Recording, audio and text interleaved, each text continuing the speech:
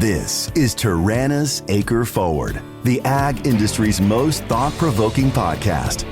Listen to interesting people as we go in-depth into the issues affecting crop advisors, growers, and farm communities, uncovering the truth about the ag business and using technology to prepare for the unforeseeable.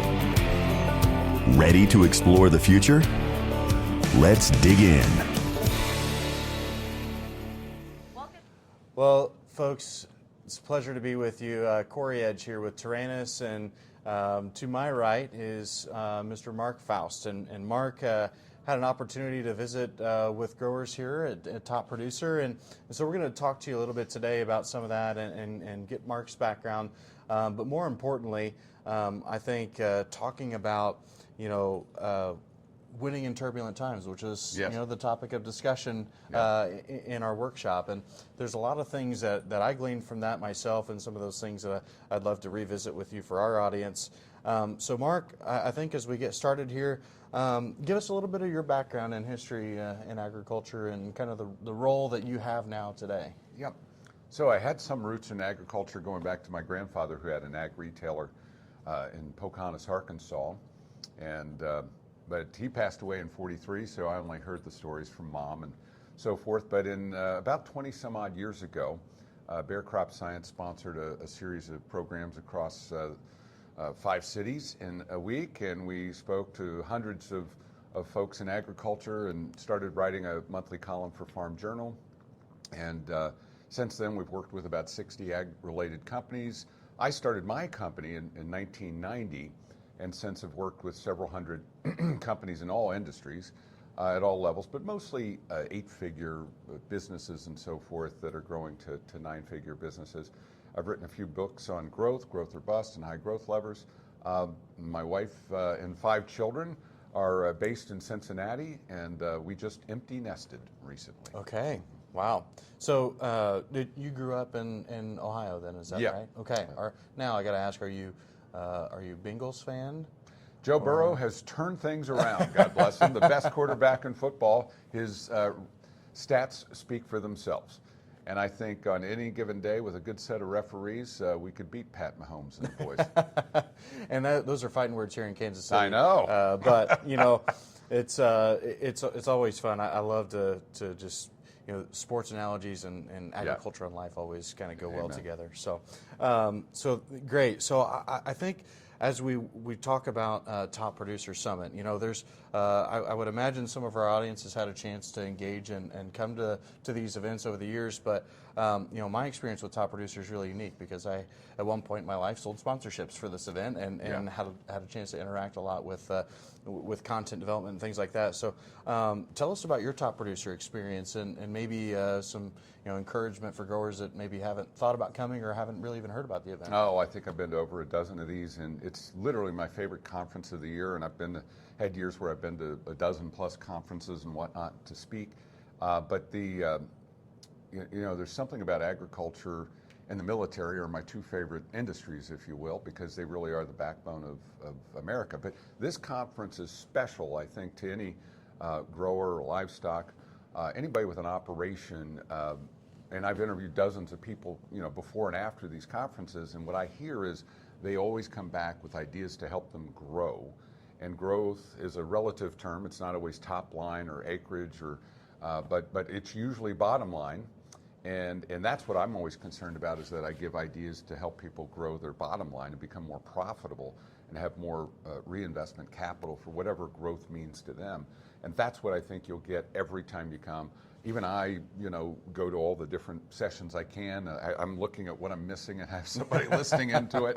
But I, in fact, I just reviewed right before we got together here with one of my clients who's a grower in Nevada, and he went to a session and took notes on decision making, and I took notes and had Coconut do the AI summary of what I was just in around the importance to national security in regards to farming and food supply, et cetera.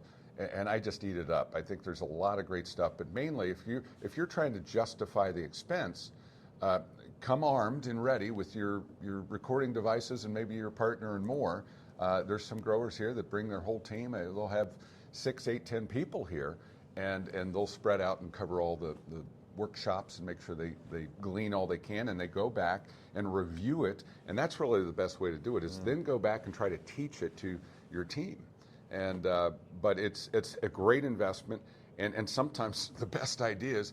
I didn't get to bed till after midnight last night because some of the best ideas were at the bar. Yeah, that's very true. The networking side of things here is unmatched. So you did bring, obviously our audience is very familiar with AI if they follow Taranis and know what we do. But you did bring up something interesting in your workshop and just now is that cocoa note. And I thought that was, to think about all the aspects of artificial intelligence and the things that we're able to do with AI, that was one of them. I didn't even think about, hit record on your device and you can get an analysis and summary of a meeting that you just sat in. It does a better job of creating the outline than I would, creating my own outline for my own program. So you should just be using that with everything. When you take notes, and then you ideally take them digitally, load them up to ChatGPT, have it reformulate it, and bring links into the deal, and it will do the research in seconds. That's amazing. So, it really is neat. So let's talk about your workshop that we sponsored here, Winning in Turbulent Times. How did you come up with that concept? What does that, I guess, mean from a grower or even a retailer, right? You've worked with those. I got to give some credit to Margie Eckelkamp, who's one of my favorite people in the world. She has so much energy and intelligence and vision for this industry. She's really a leader in this industry and so important to it. But this has been a tough year for a lot of people. Not everybody. Right. Cow-calf guys are doing great. We had some quotes for them yesterday. Say, "Don't get sloppy when cash is good," so that was one which of the applies to quotes everybody. I wrote down. Yeah, exactly. So we were talking about the turbulence that so many. I've had guys call me for referrals on bankruptcy attorneys and whatnot, and thankfully none of the guys I had to do that with had to go there, and they're going to survive. But how do you survive in the worst of times? And I really got my start and started my company in 1990 after interviewing turnaround CEOs, and I asked, can your principles be applied to a healthy company? And they're like, yes. So I always learn from these turnaround. They're my favorite folks to learn from because they can survive in any time. And so the turnaround mindset applies to any time in life. In fact, those are the themes of my books that got published, is the turnaround mindset and how to apply that to your business. But in the worst of times, of course, you got to have it. And it begins, in fact, true strategy begins with hope and belief and faith in your vision, which is greater than the present. And so in these worst of times, you've got to, as a leader, have hope and inspire and resonate that hope throughout your team. And in fact, guys I know out there right now, resonate that hope. Sometimes they have to confide one-on-one in me as their, advisor to the CEO, if you will, that how tough things are. But then we always have to go back and create a vision and then a plan for how good things could be. And how are we going to survive? Where do we cut? Where do we preserve the team as much as we can? In fact, that's what I'm so proud of, is these guys here in the conference that I know are going through the toughest of times they'll ever go through, perhaps, have preserved every job on their team. Yeah. Just is so inspiring. It is, and it's and not paid themselves to do that. Yeah, right. So. And I think these types of resources and outlets for those kind of thought sharing ideas and to generate some hope where there maybe isn't right now. Yeah.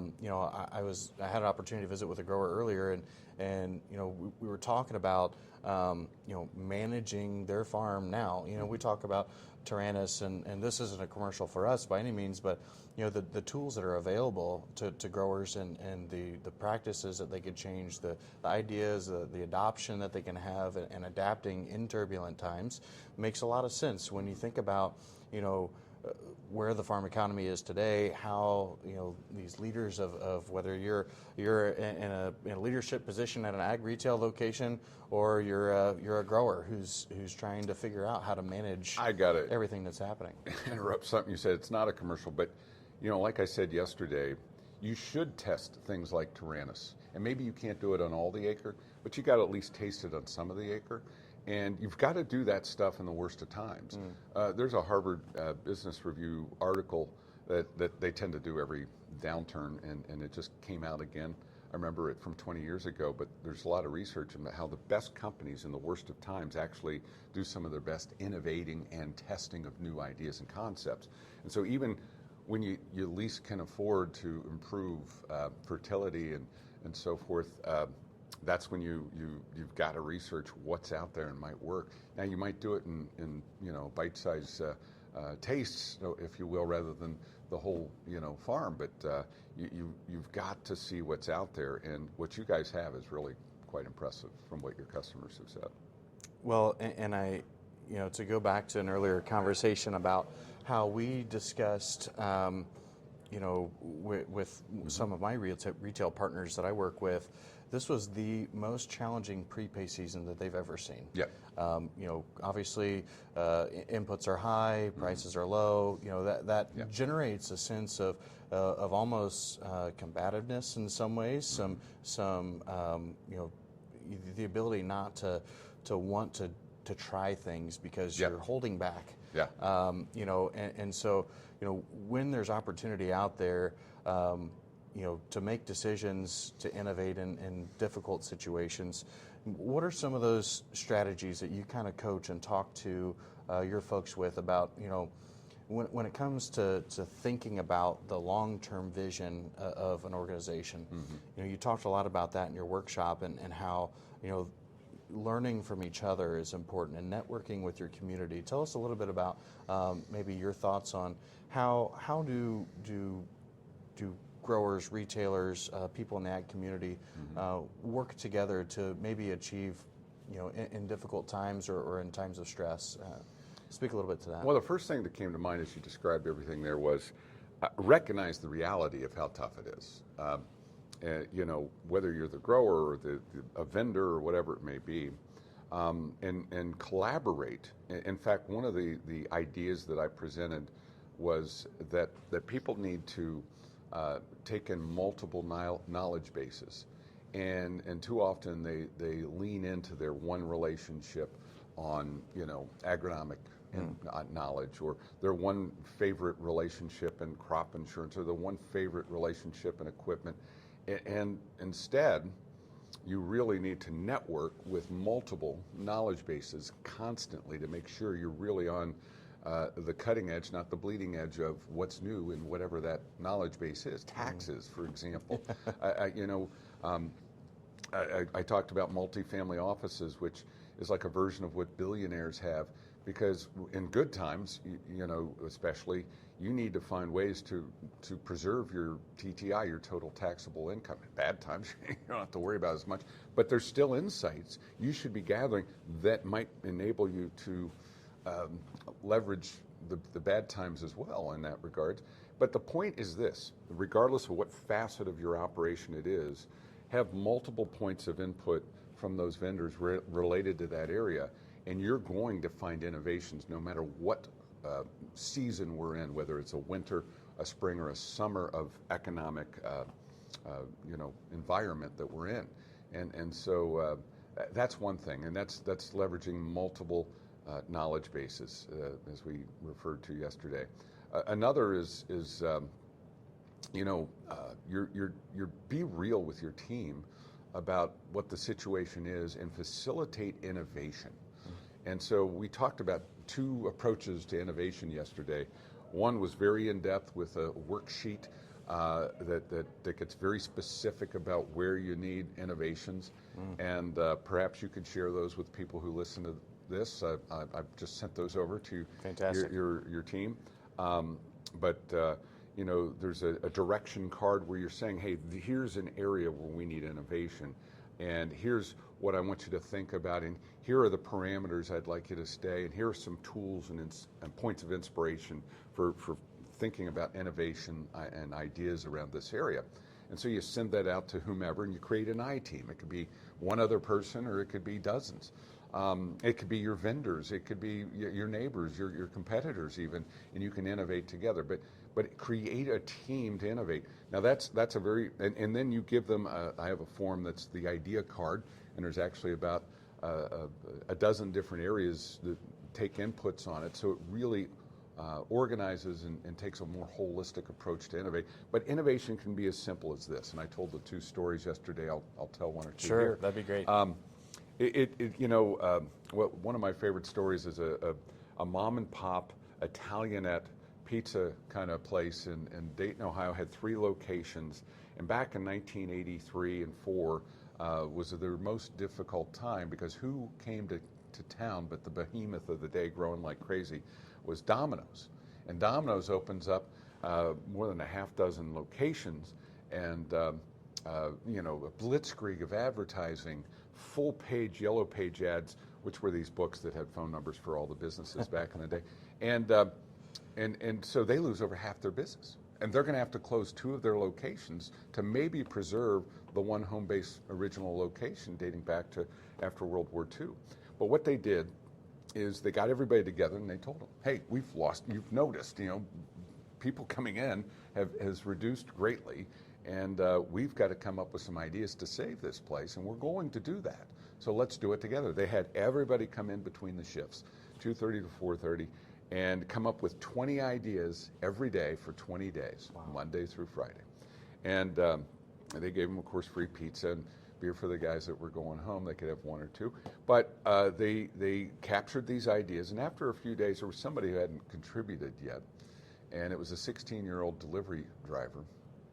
And they forced him to give an idea, and he said, well, these yellow page ads, Domino's has a full page, and we're not till a couple pages later.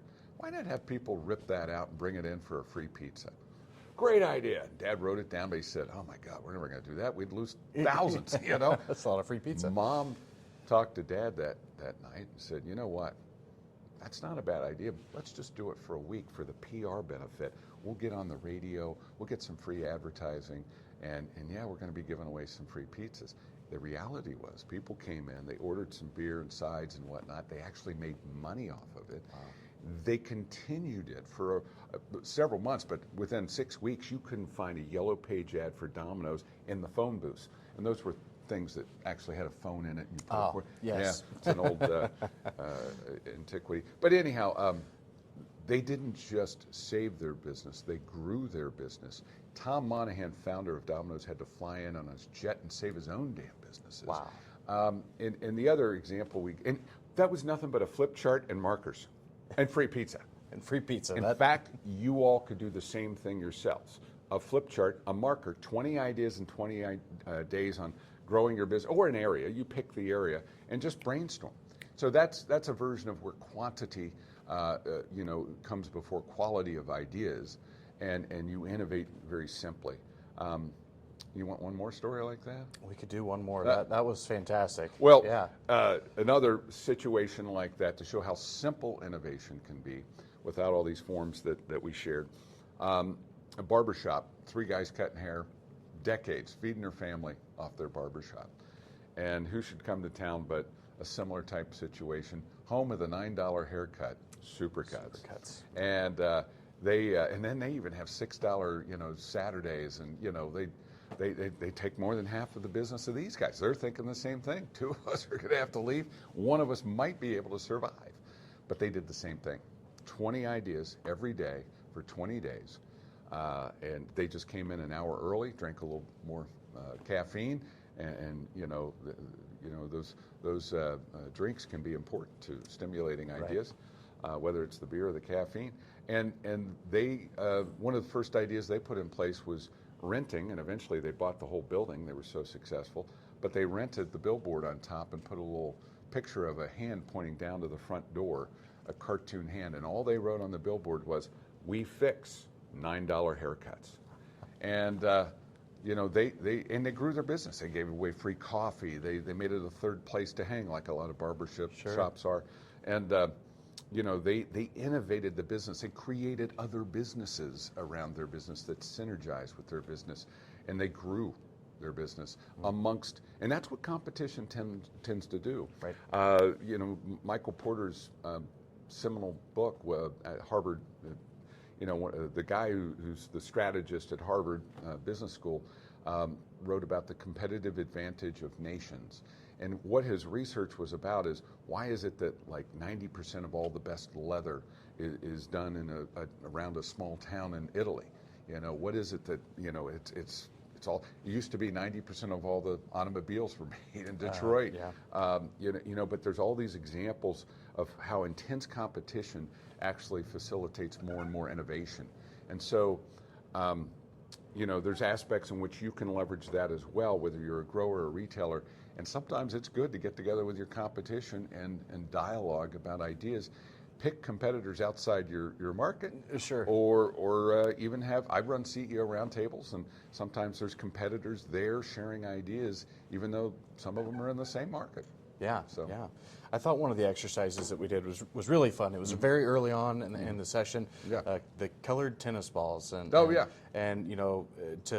to proactively start thinking about innovation. I think a great team exercise to learn how others innovate and to see the way that people process information, things like that. You want to roll through that exercise? Yeah, I thought that was great. So you could all facilitate this back at your office, but get 4 or 5 tennis balls and put a number on them, 1 through 5.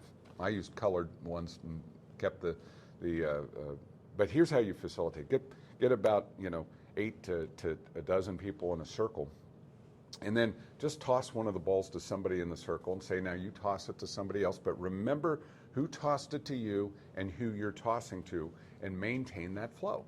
And this kind of models workflow in any organization.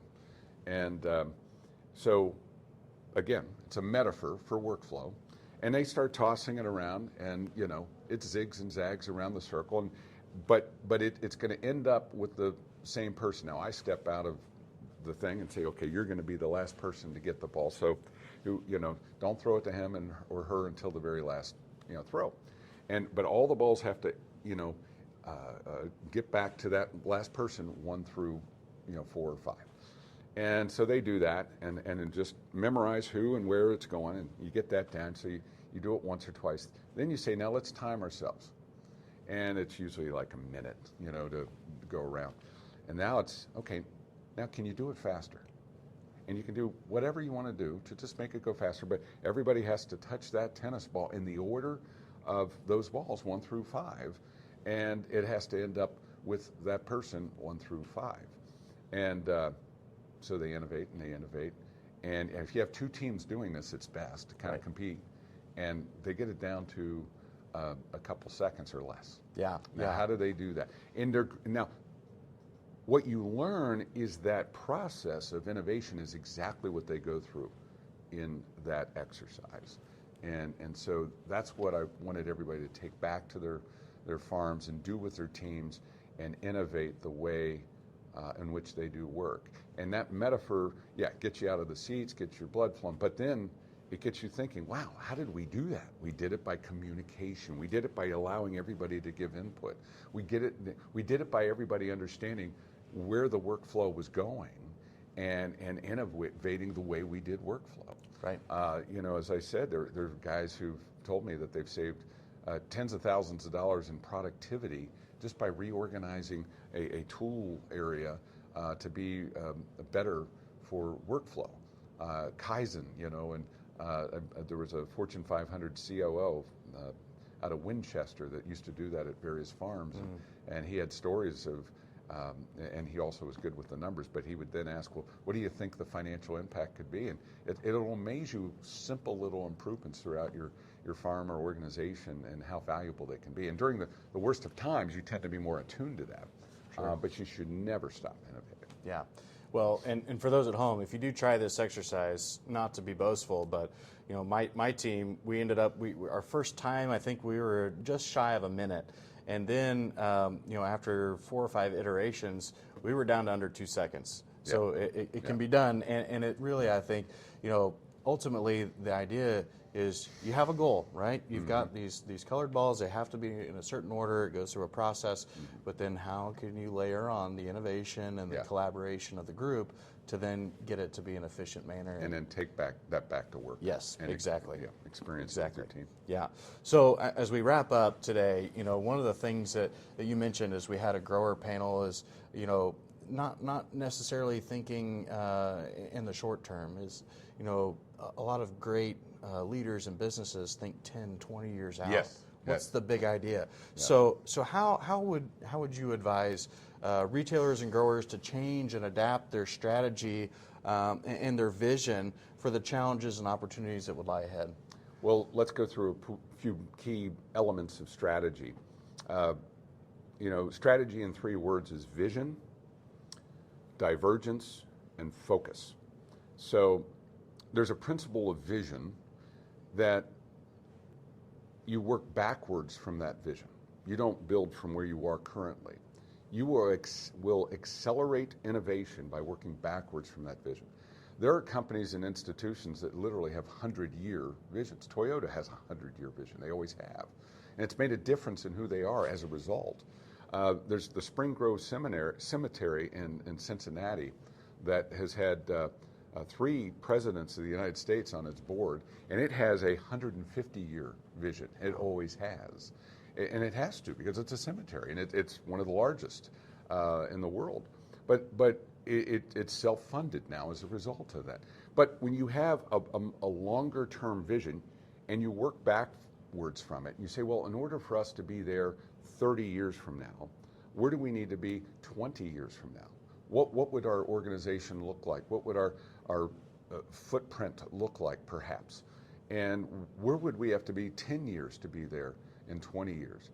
And then as you get closer, where would we have to be in 5 or 8 years? And where would we have to be in 3 years?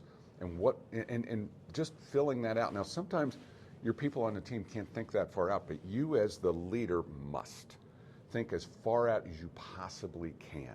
And so I have many clients where it's just a one-on-one dialogue. I mean, that's what I do. I'm a strategist. I help codify the strategy to optimize the growth, and then there's implementation planning. Strategic planning is an oxymoron. Any facilitator that says they do strategic planning, I kind of question their knowledge about true strategy, because it's an oxymoron. Planning has to do with tactics. And the difference, strategy determines the nature and direction of an organization, and tactics has to do with the objectives, the area of objectives that get you there.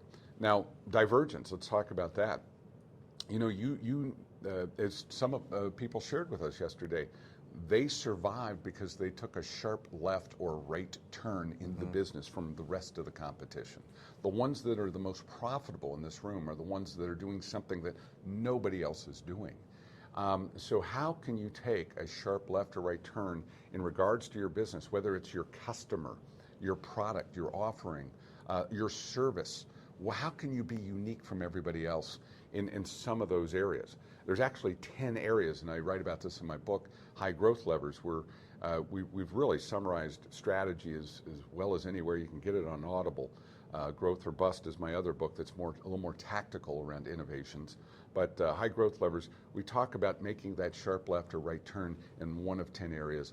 And those are a few: your customer, your product, your service, etc. And then focus. The third word of strategy is you intensify your focus in the area of your advantage, where you are better or different from everybody else. And the more you focus innovating that, the higher the ROI is. That's an absolute proven fact. So that's where you want to focus your innovation. Everything should be open for innovation, but that's how you get the biggest return strategically. Absolutely.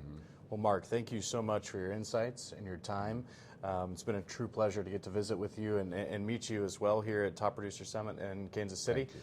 So for our audience, I'd encourage you to check out Mark's books. We could link those in the description as well so that you can find those online. But for now, this is Taranis Podcast, and look forward to visiting with you all in the future.